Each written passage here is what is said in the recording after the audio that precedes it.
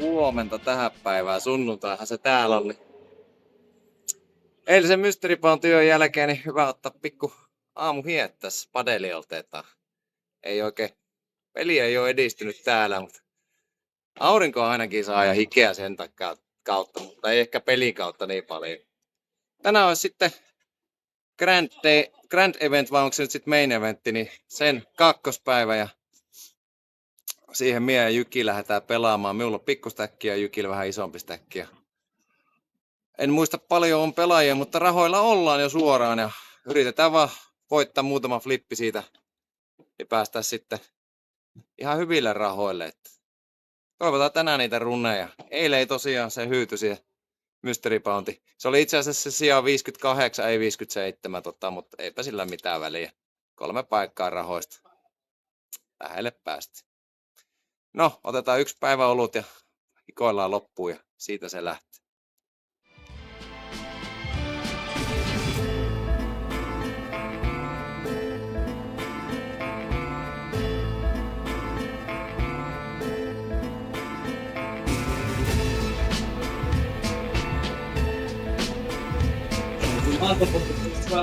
You take off 141,900 euros.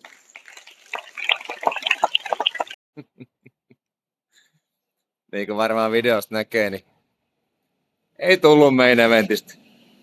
Tai Grand Event, mikä se nyt onkaan, niin ei tullut menestystä. Minulla oli aika short stack siinä, niin tosiaan siinä se 4 alkoi ja 5 kättä se kesti minun osalta. Mie sai 87, ei ollut suittari, itse asiassa off-suiti siinä ja mie sai just Big Blindia, tai siis tuli toi, mikä se on niin Big Blindi tuli minun kohdalle siinä ja se oli jo 12 keijoa, oli Big Blindia ante 12 keijoa ja minulla oli siinä se 120 keijoa jäi siihen jäljelle niiden blindien jälkeen, niin chip leadin nosti siinä, niin 2-5 mie maksoi sen. Floppi tuli Kalle, 7, 4. Tsekkasin. Kaveri löi ja mie löi päälle kaikkia. Hän maksoi totta kai. Hänellä oli Kalle 10. Turni antoi toivoa 2 parilla, mutta hänelläkin oli 2 paria sen jälkeen. Ei kummin päin se meni, oliko Riverillä vai Turnilla oli minulla 2 paria, mutta hänellä oli sitten loppujen lopuksi paremmat 2 paria. Kalle 10, osui Kalle ja 10 ja minä osui 87, 8 ja 7. Sillä selvä. Pakkohan siinä oli vaan jotain tehdä, mutta sitä minä en tiedä tuossa 87, että olisiko sitä edes ollut pakko pelata tuossa vaiheessa. Ja minä voin ottaa vielä 1 kierroksen parempaakin tilannetta. Ajattelin ottaa maksun kautta ja jos osun pariin, niin sitten sillä heilahdan sisään, oli siellä isompia kortteja tai ei. Voi olla, että oli ihan paskapeli. Ihan se ja sama loppujen lopuksi. Oli niin sorttina siinä, että jotain siinä oli tehtävä kuitenkin. Semmonen. Nyt lähdetään syömään hyvin. Tää on reissun viimeinen päivä. Moi moi.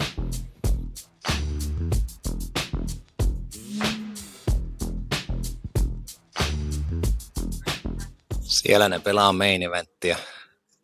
42 pelaajaa jäljellä. Minun piti lopettaa ja minun pelit, mutta pelihimo iski. No ei oikeesti.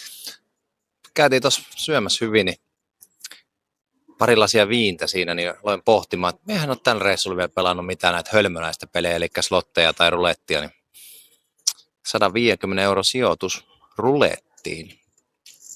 Kaikkihan me ammattilaiset tietää, että se on paholaisen peli, mutta tällä kertaa se kannatti. Heti ensimmäiseksi keskimiina, numero 11, siitä kiinni. Siitä voitiin jonkun 300. Ja sitten seuraavaa oli toi 13 nasahti kiinni ja oli yksittäisiä numeroita ja musta siinä. Niin joku 450 ja sitten pelasin 50. 400 ulos, eli 150 sisään, 400 ulos. Kämä. Nyt me jää 250 € voitolle siitä koko paskasta. Niin me pelataan Nordic Championshipin pokeriturnauksen, missä saiksin 10 vai 15 blindia saa vielä turnaukseen mukaan, niin me pelaamaan sen ilmaiseksi. ei nyt EV-mielessä ollut ilmanen, mutta gamble. Ei muuta kuin good luckia itselleni. Tää tulee tosiaan olemaan reissun viimeinen video, että tän illan jälkeen lähdetään kotiin. Katsotaan, riittäisikö one time. No niin, siinä olikin semmoinen turnaus sitten, että nyt se Scandinavian Poker Tournamentti on pelattu, että se kesti maisterilla 7 kättä. Kalle kutosella, Jannea vastaan keilasi siinä ja no good. Mut minkäs teet? Tiputin ääneen. Moi. Moi. Sinulla ei vissiin menestystä tullut. Ei, hyviä alkoja.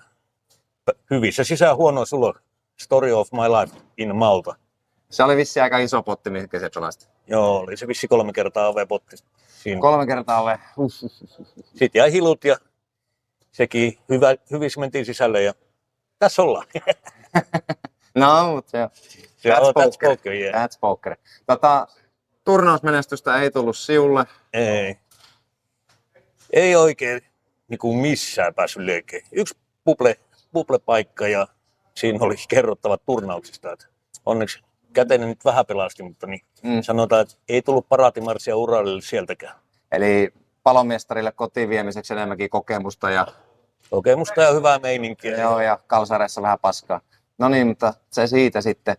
Minulla oli 2 Day 2 ja sehän meni ihan päin helvettiä, mutta se on elämää se. Ihmiset katsoo tuolla. Ei kiroilla. Ei. No, mutta se on sitä itteensä. Se kun tämmönen kamikatsen lentäjä, niin se menee välillä näin. Ei minulla muuta. Miten Malta yleisesti? Oliko kivaa? Oli. Tämähän on jo perinne meillä, että oli jo toinen vuosi putkeen, eikö silloin perinne? Maltakirous jatkuu, mutta joku vuosi tämä nimittäin vielä nujertaa tähän. Joskus vielä mielenjudossa vain, että selätetään nämä maltalaiset ja italialaiset ja sun muut. Mitä voi sanoa Maltasta? Kelit on kohdillaan, pelit on hyvin järjestetty. On ja helppo on niin ilmoittautuminen tosi nopea. Tosi nopea verrataan esimerkiksi pokerikattojat, niin Tallinnassa on ollut huomattavasti hitaampaa kuin täällä. Täällä homma on pelannut silleen. Jakajista ei keskimäärin mitään huonoa sanottavaa. No kaljapalvelu ja tämmöinen on ollut vähän hetkittäin huonoa, mutta... Täällä ollaan tultu pelaamaan pokeria. Niin, tänne on tultu pelaamaan pokeria eikä kaljaa juomaan, että enemmän me pitäisi vissyä vaan juua tuossa noin, mutta se on sellaista. No Malta yleisesti kelit ihan mintissä, huhtikuun loppu. Suomessa tuli lunta. Joo, ja täällä nenäpalo niin kuin varmaan näkyy. Tää ei ole oluesta tää punainen. Naamat punaisena, täällä on pelattu padelia ja sun muuta, otettu aurinkoa tuolla noin. Ja ruoka on ollut hyvä. On, oikein hyvä. Ja kämppä nyt on vähän kiikukaaku, mutta niin, se on aina vähän arpapeliä. Että niin. Suomesta ei ole suoria lentoja, eli piti ottaa se yhdellä vaiholla, mutta maltillinen matka tulla. Juu. Ja lennot plus majoitus, niin olikohan joku 500-600 euroa, josta sai siellä suunnassa. Oliko niinkään paljon? Niin, no mutta kuitenkin, että puhutaan niin kuin aika maltillinen sijoitus siihen nähden, että lähdet Tallinnaa pelaamaan. Päästä ehkä nopeammin ja sun muuten, mutta kyllä mä nyt sanon, että nämä pelit on paremmat täällä kuin siellä. Paljon pehmeämmät, mutta se ei paljon meitä se ei. Se ei lohduta, kun ei kotiin vienyt muuta kokemusta. No minä voin minun pelit sanoa summa summarum, niin käteispelit 3 sessioa Omahaa. En ole Omaha pelaaja muuten, mutta 3 sessioa Omaha, joka ikinen oli voitollinen. Niistä jäi semmonen ihan hyvä kotiin vieminen.